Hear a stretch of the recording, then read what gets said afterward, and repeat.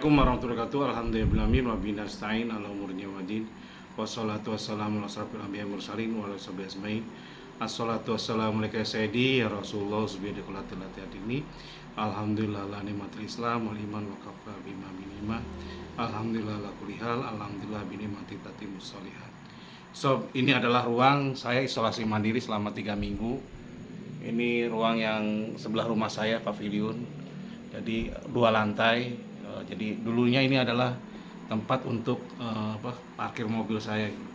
Tapi karena mertua waktu itu gimana, dia suruh saya paksakan untuk tinggal di sini. Dan ayah mertua saya sekarang nggak di sini, tapi kadang-kadang dia ke sini. Itu hampir 2 tahun dia di sini karena dia bangun hotelnya sepi, dia tinggal di hotel sekarang, di hotelnya dia sendiri. Ya itulah tanggung jawab dia untuk menghidupkan hotelnya. Kalau hotelnya ditinggal kan tambah mati gitu. Jadi dia bertanggung jawab akhirnya apa? Sorry, saya harus tinggal di hotel sekarang dengan istri saya gitu. Tapi sebenarnya saya ngarepin beliau di sini terus karena itu berkah bagi saya. Ini saya isoman selama 3 minggu sob di ruangan ini, dan udah 2 hari ini saya udah selesai isoman, saya balik ke rumah. Ini saya hanya cerita sedikit ya.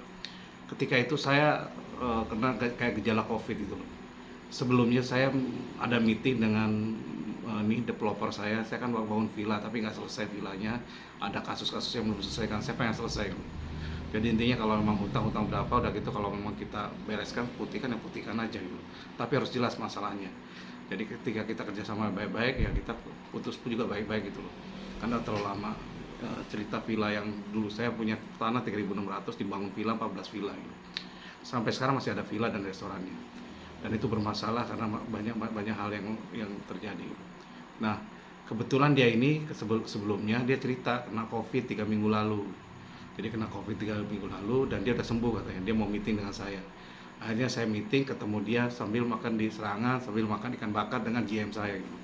Ngobrol segala macam, saya minta mereka harus ketemu bareng, menyelesaikan. Saya tidak akan gimana-gimana, saya tidak marah.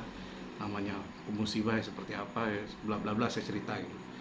Dan diakhiri dengan makan siang dan janji kita ketemu lagi. Nah, pas besoknya lagi ketika saya pulang, saya udah ngerasa enak. Besoknya karena pertemuan kan hari Sabtu, hari Minggu saya masih bisa naik sepeda, tapi saya udah mulai panas dingin, udah mulai gak enak itu tubuh saya. Akhirnya Seninnya saya panas malam Senin saya udah panas dingin, akhirnya langsung saya pindah ke ruangan ini isoman. Awalnya gejala yang saya rasakan adalah pertama saya panas dingin segala macam-macam dan perut saya tidak enak sob, makan tidak enak segala macam-macam, muntah-muntah terus gitu, wawe terus, lambung saya kayak kena sakit mah gitu, parah gitu. Jadi intinya apa seperti itu. Jadi panas diiringi seperti itu. Nah, saya akhirnya masih bisa keluar, saya beli pisang Ambon itu, pisang gimana, satu sisir, dan itu saya paksa makan paginya karena makanan apapun nggak masuk. Bubur hanya bubur yang tidak ada rasa yang bisa masuk, sisanya nggak bisa masuk. Cuma kata orang karena kalau kena COVID kan rasanya hilang, saya tetap ada rasa manis ada, cuman pahit semua gitu. Jadi mungkin berjamur lidah saya putih gitu. Jadi saya paksakan makan, jadi kalau nggak bisa makan, dan berat badan saya itu turun sampai 5 kilo sob, hanya dalam waktu 2 minggu gitu. Jadi saya paksakan makan, kalau nggak bisa makan ya itu tadi pisang itu yang saya sikat gitu. Pisang dua tiap sekali makan dua, terus minum saya paksakan. Dan alhamdulillah sob, saya ini tidak pakai obat-obatan khusus dan yang lainnya tidak gitu. Karena saya orangnya gimana ya, saya yakin aja sama Allah gitu. Jadi saya hanya dengan obat keyakinan aja gitu. Jadi saya tidak makan, dan hikmahnya banyak banget yang saya dapatkan. Setelah berapa hari, 5 hari kemudian batuk, perut segala macam-macam, ke hari ke-6, ke-7, ke-8-nya itu mulai saya batuk sob, dan itu batuk tuh yang paling parah gitu. Jadi ke hari ke-5, ke-6-nya saya sudah sulit tidur gitu. Jadi pagi bangun tuh kayak melayang-layang gitu. Sulit tidurnya gitu. Jadi pagi sulit tidur. Terus dibarengi dengan batuk, tambah sulit tidurnya. Sudah makan nggak bisa, terus tidur juga sulit, terus jadi tidur sulit, makan nggak bisa, udah gitu mulai sesek gitu. Nafas itu saya bisa pendek-pendek gitu kalau bicara, jadi saya nggak bisa bicara panjang. Jadi minggu pertama beralih ke minggu kedua udah mulai parah batuknya, sampai suatu saat saya sholat pun itu ngurang Al-Fatihah sampai 3 kali karena ngerasa nggak yakin gitu. Dan bacaannya sudah mulai berkurang gitu, ingatan bacaannya. Biasanya kita bisa bacaan panjang segala macam-macam, itu nggak bisa. Dan saya biasanya sebelumnya terbiasa untuk melakukan sholat yang tenang, pakai tumanina, pakai pernapasan. Contohnya kalau mau baca Al-Fatihah, tarik nafas dulu, Bismillahirrahmanirrahim. Saya nikmati itu dengan nama Allah yang Maha Pengasih lagi Maha Penyayang. Dalam hati saya tadaburi, ya Allah, kasih sayangmu mengalir dalam tubuhku dan tubuh anak istriku, ya Allah. Terima kasih.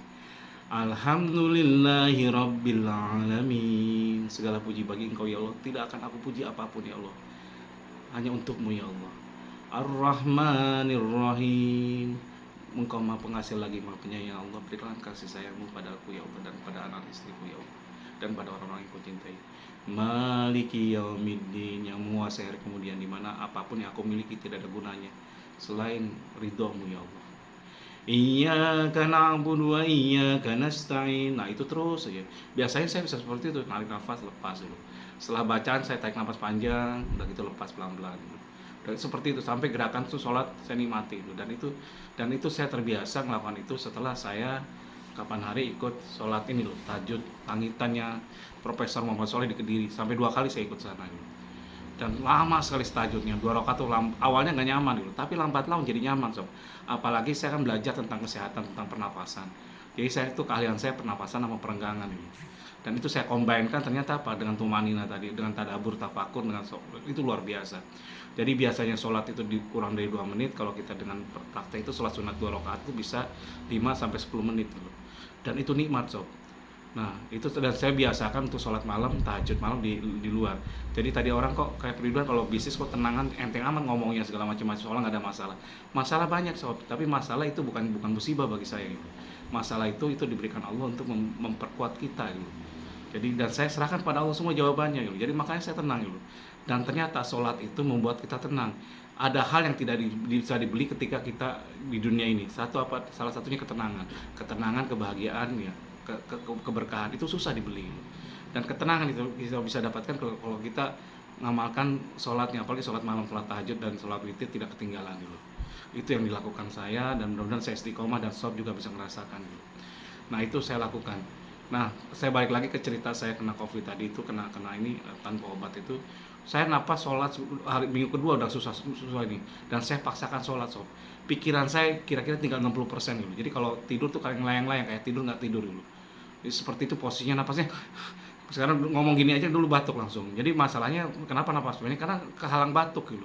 Jadi batuk, apalagi napas panjang. Dan saya paksakan, dan yang saya lakukan adalah wudhu yang lebih baik lagi, dengan hirup, bersihkan hidung sembari dibuang seperti itu, terus-terusan wudhu gitu.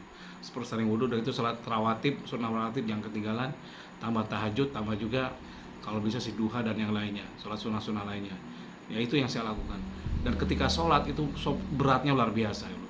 Sampai hikmahnya saya pikir, ya Allah, kalau nanti saya sakaratul maut pada saat sakit, apa yang bisa menjadi pegangan saya? Mungkin baca itu juga susah. Ternyata benar. Ketika napas kita, otak kita tinggal 60%, napas kita ngos-ngosan segala macam-macam, bacaan tuh sholatnya luar biasa sob. Akhirnya saya paksakan sholat. Mohon maaf sob, saya sholat 2 rakaat aja, itu bisa berapa jam ya? Hampir setengah jam, 20-30, karena batuk terus, saya paksa terus. Jadi pas parah-parahnya karena saya ngelayang sob. Jadi hidup tuh kayak setengah hidup setengah mati gitu. Kayak ngelayang, pikiran kayak gitu, bayang di sini sendirian. Yang saya minum air putih hangat saya banyain sama itu doang, dan saya 5 kilo turun. Saya paksakan terus sholat. Jadi obatnya itu sholat. Adapun saya obat batuk segala saya minum biasa aja deh, Colgen atau apapun yang obat-obat biasa. Saya tanpa obat yang khusus seperti itu enggak gitu. Hanya madu, terus saya paksakan minum, makan masukin gitu. Yang penting masuk, yaitu tadi pisang 2 buah, udah gitu kalau bisa 3 buah gitu. Udah gitu apa? Itu tadi sholat. Ternyata sholat dan wudhu itu obatnya sob. Dan saya yakin itu, saya batuk habis-habisan ketika sholat, habis-habisan batuk ya, sampai keluar dari hidung, dari mata, dari mulut, segala macam-macam, sampai basah ini saya. Itu karena saya paksakan.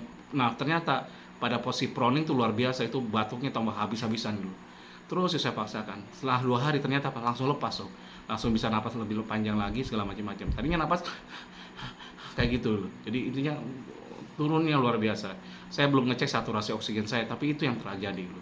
Dan alhamdulillah setelah lepas itu segala macam-macam, alhamdulillah sehat, dan sekarang saya sudah bisa sembuh, bisa lepas, bisa sepedahan dan yang lainnya. Ternyata kenikmatan di dunia ini tidak ada lain adalah apa? Kita bisa sholat sob. Jadi kebiasaan kita terbiasa itu akan dibawa ke kita, dan kalau bisa nanti bacaan-bacaan kita tanam dalam hati gitu. Dan itu ternyata saya kemarin belum nanam dalam hati. Dan ketika ini ya seperti itulah sob. Kalau salah banyak salahnya, kalau kurang banyak kurangnya, wabillahi taufiq wal hidayah. Wassalamualaikum warahmatullahi wabarakatuh.